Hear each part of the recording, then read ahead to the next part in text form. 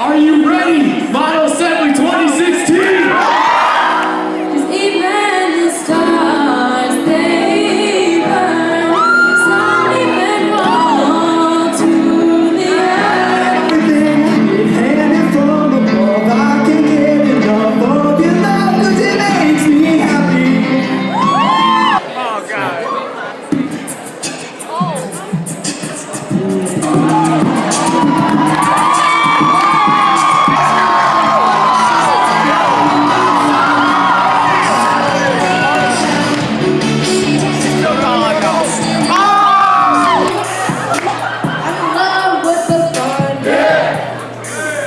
Lots of sugar, it got lots of sugar.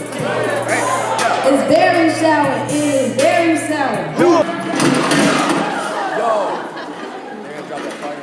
Jason? What a bright time, it's the right time to rock the night away.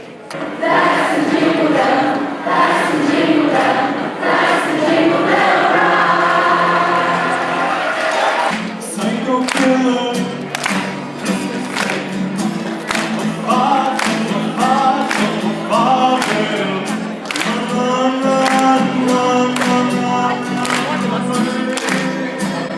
Washington, D.C., USA, Mexico City, Mexico, Guatemala City, Guatemala, Balopan, Belize, San Salvador, El Salvador, Tegucigalpa, Honduras, Managua, Nicaragua. What you want, be that girl for a month, make the worst yet to come.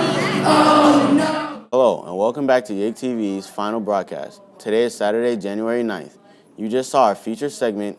In other news, the governor signed his first bill today. Really excited about this bill because not only did it really match up with what what my administration stands for, but it was just an incredibly well-written bill. It was a clever way of looking at it, a clever and new way of looking at a really important issue, and that's why I wanted to sign it, because it was just the epitome of what a bill should be. Let's do it.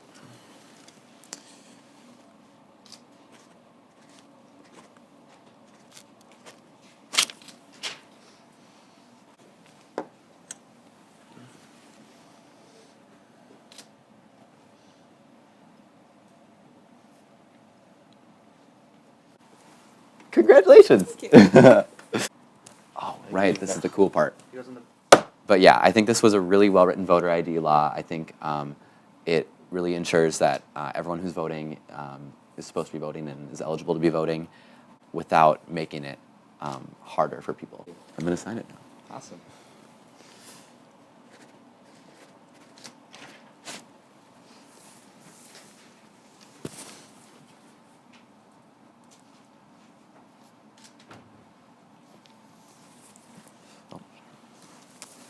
And then here's the really cool part. The big stamp. There we go. Have you ever wanted to become an appointed official? Previously, it was on paper. Here's the new way how. Appointed official forms are online this year, basically because of the quantity that we get, and the process after we get is kind of like we dump them out into a table and sort them out, and it gets to be a little messy. So if we're online, it saves quite a few trees, which is always good. This judge seems kind of fun, and I like courts, so I might run for judge or try to be a judge next year. Paper copies can get kind of messy and you might lose them, and there's kind of more stress with that, whereas online you can double check your work a lot easier and it's just easier.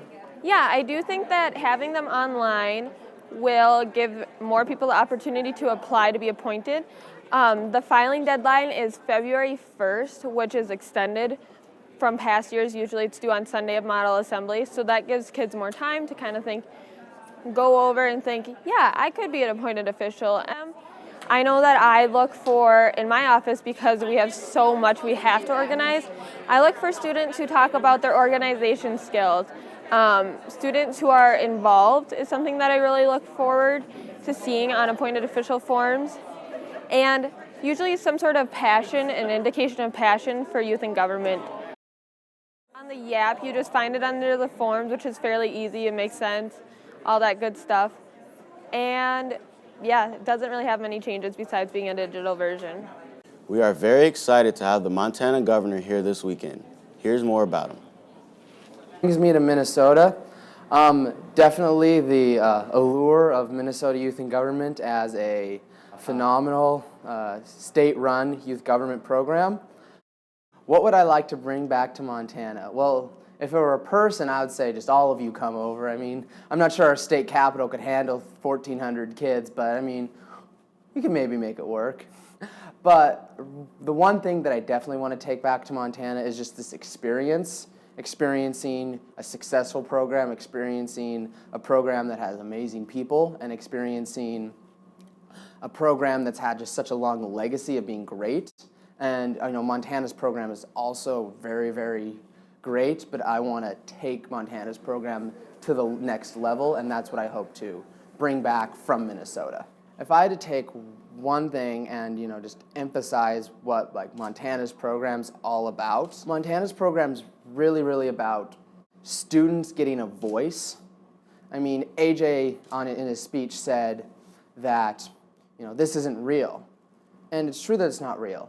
And it's sad because as teenagers, every single day told, your opinions don't matter, let the adults talk, we don't have the money to afford lobbyists, we don't have the ways to appear on national television and have our voices heard.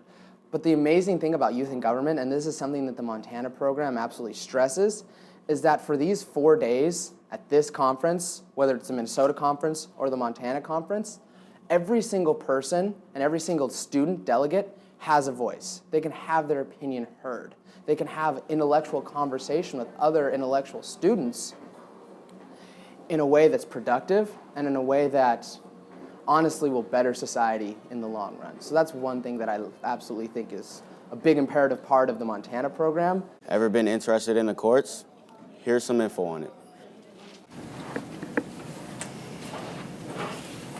What is the case, please? State of Minnesota versus Martin. Kaufman versus the school district, where Kaufman thought he was expressing his pride for his heritage and wearing a Confederate flag sweatshirt, and then the school district thought it was inappropriate and disrespectful. I want to do something different every year I come to YIG, so I get a new experience. My favorite thing about Court of Appeals is that you have to be prepared and super confident, and in trial courts you could just wing it and be fine, but for Court of Appeals you have to be ready and it's more advanced. I've been in judicial, in the judicial branch, I think 2 years now. My favorite thing of Court of Appeals would probably have to be that it can get really intense with the judges, and I don't know, I like a little challenge. Spicy, it's fun. I might want to try something different next year and just try to expand and get a little taste of every part of youth in government.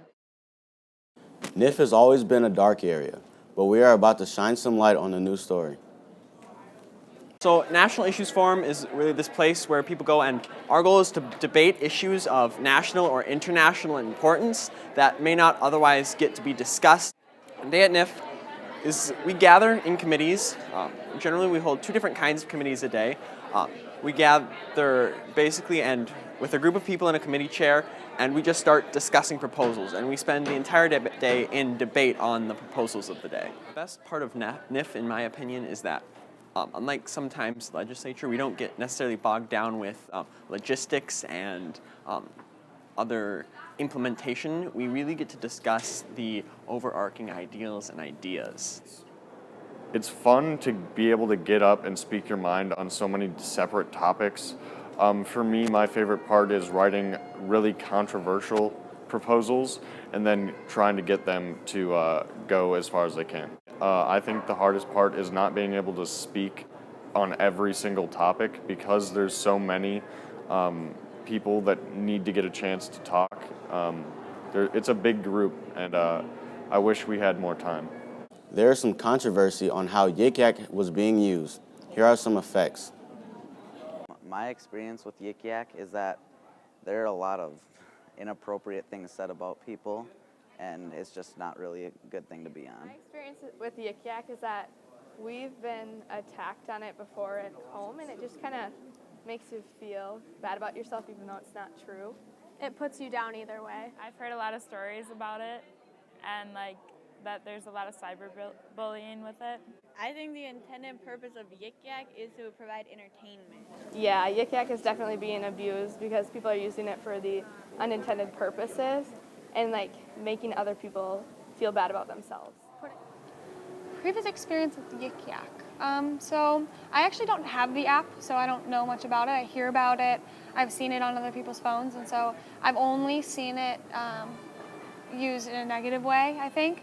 I mean, I've seen positive comments put on Yik Yak, but the majority of it, of what I know of, is negative. I would say that what motivates them to use the app is probably their lack of interest maybe, or if there's a person who's speaking that they don't like, they want to say something mean about them, but they don't have the courage or the nerve to say it to their face, and so they kind of use that as an outlet to release their anger. I also think that the fact that it is anonymous adds to it. The anonymity is what makes it so easy for them to say negative comments, for delegates to say negative comments. There are some members of my delegation who were, or one specifically who was very affected by Yik Yak last year, and they were really bullied, and then he almost questioned on whether he wanted to come back or not. The point of youth in government is to provide an atmosphere where students grow, where students can be themselves, and this is supposed to be a safe place where people can express themselves and share their ideas. And it's a positive conference. We want this to be a positive experience for people. And so I would encourage that delegates really look into that and see the value in that and turn towards the positive instead of wanting to share negative. So I think that we're going down a bad track right now, the representation of the program. Yik Yak is not just at Youth in Government, it's people in the surrounding areas are seeing the posts on Yik Yak from Youth in Government students. And so what they see from Yik Yak is portraying the program in a very, very poor manner. And so I would really encourage delegates to rethink their choices and use the app for good if they're going to use it at all. Have you ever wanted to help out in the YIG community? Here's how. And the annual campaign for youth in government has a certain goal, and YIG Give is a student giving portion of the annual campaign. So basically there was a goal of $3,600 at Model Assembly, and that money is what the students are contributing to the bigger annual campaign goal for the entire organization. I just want to help this program, and I feel that it's really a good cause. I love youth in government, and I just want to give back to this program. It's done so much for me. It helps me with my public speaking, with getting to know new people. As Youth in Government has given so much to me, I decided that I should at least give something back to them in appreciation.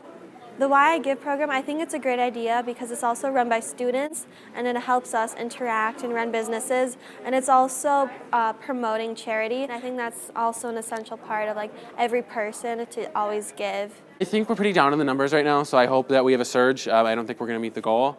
I hope we do. I mean, obviously, that's the hope. But I think that any amount that's contributed towards the annual campaign goes for good. I mean, we do have one collection station, but we also have the collection station you can give any time. Yeah, so basically we'll be doing one more big push tomorrow. I encourage everyone to give because the money really does go directly to 100% of it directly to support delegates who may not be able to be here otherwise. And we all know how life-changing youth in government is. It's sad to say that our last broadcast is coming to an end.